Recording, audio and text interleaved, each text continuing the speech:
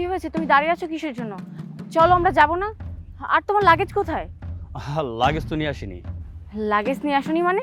তাহলে কি তুমি আমার জামা কাপড় পরবে নাকি? আর কি বলছো? তোমার জামা কাপড় আমি পরতে যাবো কেন? একটা ছেলে কি একটা মেয়ের জামা কাপড় পরতে পারে নাকি? আচ্ছা ঠিক আছে, লাগেজ দরকার নেই। গাড়ি কই, চলো যাই। গাড়িটাও নিয়ে আসিনি। কি বলছো তুমি এসব? ফাইজলামি করছো কিসের জন্য? দেখো সানি, এখন ফাইজলামি করার সময় না, চলো দেরি হয়ে যাচ্ছে। আসলে আমরা যাচ্ছি না। তুমি যাবা না মানে?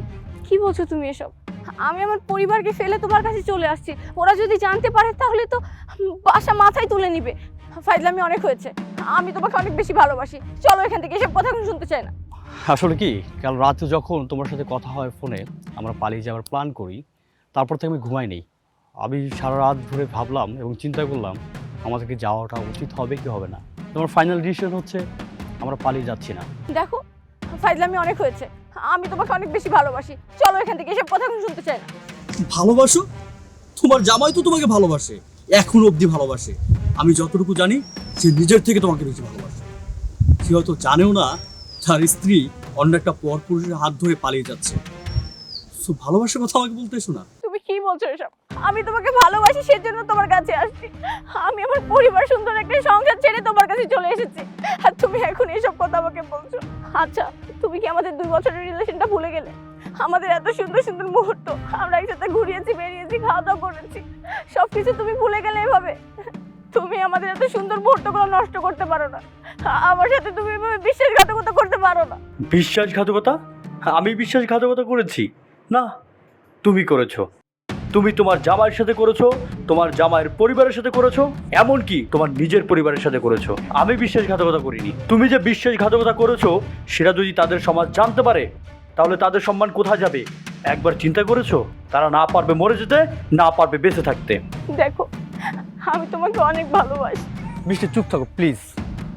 তুমি অন্তত পক্ষে ভালোবাসার কথা বলো না, কারণ ভালোবাসার কথা তোমার মুখে মানায় না। কারণ তোমার মতো মেয়ে আমি অনেক দেখেছি।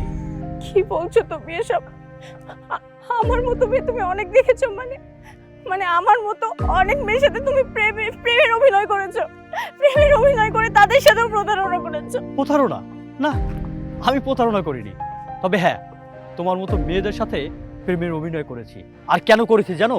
আমি তাদেরকে বোঝাতে চেষ্টা করেছি কোনটা সঠিক পথ, কোনটা ভুল পথ, কোনটা সত্য, কোনটা মিথ্যা, এবং বোঝাতে চেষ্টা করেছি কোনটা বাস্তবতা এবং কোনটা অবাস্তব। আমি চাই তুমি যেন তোমার নিজের ভুলটা বুঝতে পারো। আর একটা কথা কি জানো?